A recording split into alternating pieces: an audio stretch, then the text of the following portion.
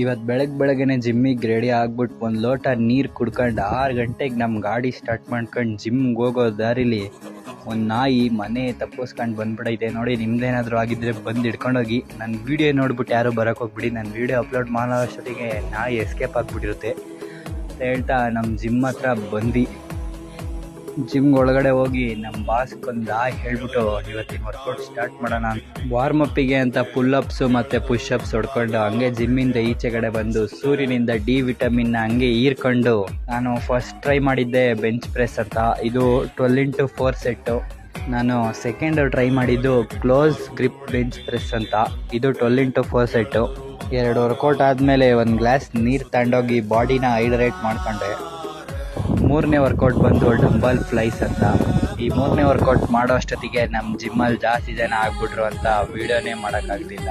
8-6ಕ್ಕೆ ನಮ್ಮ ವರ್ಕೌಟ್ ಎಲ್ಲ ಕಂಪ್ಲೀಟ್ ಆಯಿತು.